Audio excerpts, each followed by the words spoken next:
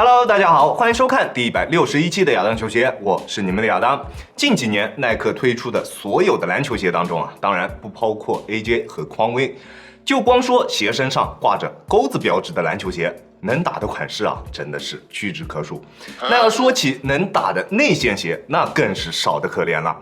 一方面，耐克并没有把心思放在篮球鞋市场上；另一方面，内线鞋啊，怎么也没有后卫鞋好卖。这样一来，想要购买一双耐克旗下优秀的偏内线打法的篮球鞋，真的是非常的困难，选择特别少。那基本上除了 GT Jump 就很难推荐别的鞋款了，要么就是詹姆斯前面的几代。不过 GT Jump 我身边几乎所有买了 GT Jump 这一个鞋款的人啊，穿了都跟我一样，只要一开始跑动，足弓就会酸的没法打球，所以这样一来啊，一款都没法推荐了，真的是太难了，好吧？但是今天我们的主角就是这几年里面耐克所有推出的偏内线的鞋款当中最强的一个存在，詹姆斯9代的复刻。没错，一个复刻的款式就是这几年里面耐克最能打的内线鞋款。那这一双鞋在实战方面的表现究竟怎么样呢？它是不是你想要的那一个鞋款呢？欢迎收看本期的亚当球鞋，我是亚当。本期节目由您的点赞赞助播出。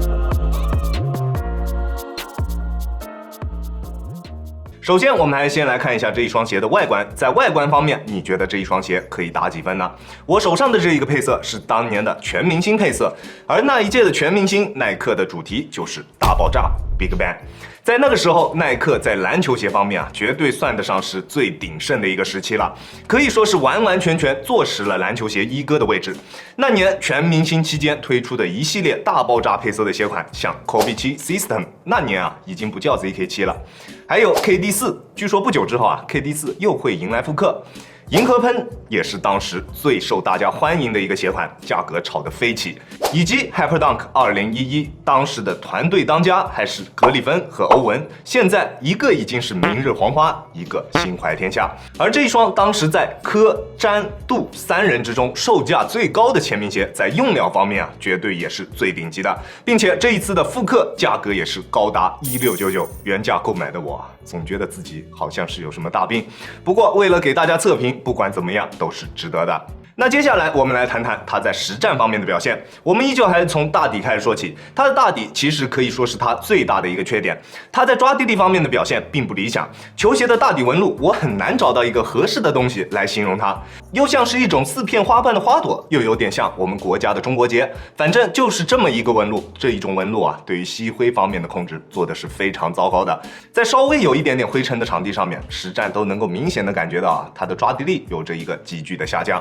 橡胶底的版本可能会有略好一些的表现，不过这个水晶底的版本啊，会让我想起名字。它们之间的感觉啊是非常的相似的，对于场地的要求都是比较高的。像我们这一种18线的小县城，它的最终归宿只有室外，但是到了室外场地之后，它的耐磨性又无法令我满意了。我穿它只进行过1次的室外场地实战，其他都是在室内打的，但是它依旧出现了磨损，虽然并不是特别的明显，但是水泥地啊绝对是吃不消的，室外的塑胶地才应该是它的归宿。在中底方面，采用了跟上一个赛季季后赛穿着的 LBJ 8 PS 版本一样的中底配置，前掌的 Zoom 加上后掌的 Max， 看来在上个赛季体验下来，这样的中底配置得到了詹姆斯本人的认可，所以继续在下一代的鞋身上使用了这一套的中底配置。确实，暂且不说全掌的 Max 实战如何，那光说市场的话，全掌的 Air Max 也并不会有太多的人愿意为它买单，而前掌的 Zoom 加上后掌的 Max 这样的中底配置，算是在缓震震以及稳定性两者之间找到了一个比较不错的平衡点，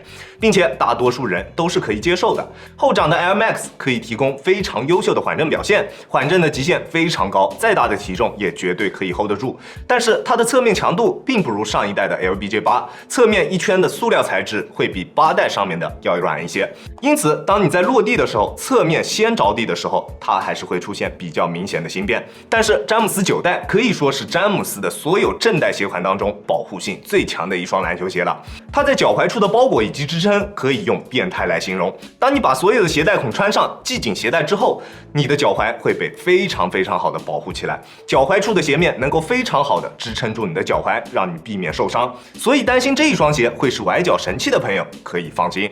它的保护性之好绝对是超乎你的想象。而在前掌使用了一块扇形的 Zoom 气垫，一上脚你就能感觉到它的存在，在突破的时候感觉更为明显。当你在突破过程中，你能够明显的感觉到它提供给你的那一种力反馈，让你的突破更加的迅猛。不过虽然前掌改为了 Zoom， 但是它前掌的重心依旧是不算太低的，如果想要优秀的场地感，它并不能满足你。而在鞋面方面，相比同期推出的 Kobe 7以及 KD4， 它走的方向是完全另一条路。前面两者都是往轻质的方向走的，而 LBJ 则放弃了轻质，选择了绝对的保护。鞋面由大面积的 TPU 丝编织而成，并且在大部分的区域都加上了高强度的热熔材料，而在中间部位这一个针织材料则更加偏向于装饰的效果。球鞋的鞋面用料非常的扎实，扎实到毫无透气性可言，鞋面上根本看不到任何一个透气孔存在，但是扎实的鞋面用料为它带来了非常优秀的包裹以及支撑。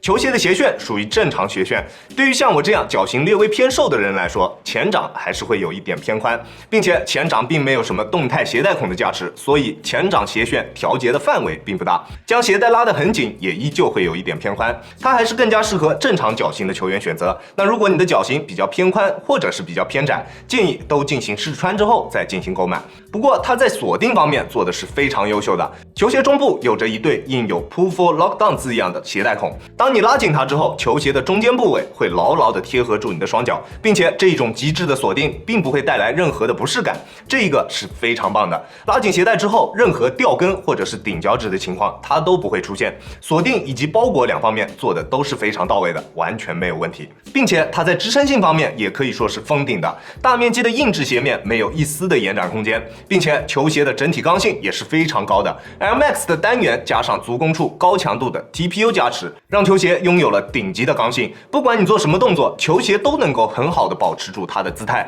我觉得它的整体刚性绝对是可以满足专业运动员的需求的，并且在脚踝处的鞋面，当你系紧鞋带之后，它也能提供给你非常强的脚踝支撑，在你做变向动作的时候，能够明显的感觉到鞋面提供给你的脚踝处的力，脚踝能够被很好的保护住，并且内部厚实的填充也让它在舒适性方面得到了保证，鞋带系得再紧也不会出现任何的不适感，这就是极致的保护。而在稳定性方面也有着非常不错的表现，虽然后跟处的 Max 气垫确实存在着一定稳定性方面的问题，但是它优秀的脚踝支撑绝对能够非常好的保护住你的脚踝，完全没有任何崴脚风险，大家可以放心。在重量方面，单支 42.5 码的 LBJ9 重量是428克，这样的配置能够做到这一个重量，这就是耐克巅峰时期的实力，真的是太强了。这一双鞋亚当球鞋主观评分 9.3 分，这一双鞋就是一双保护性拉满的偏内线打法的球员可以选择的一个鞋款，并且不管你是那一种喜欢坐着打，还是像詹姆斯一样暴力一些的球员，都可以选择这一个鞋款。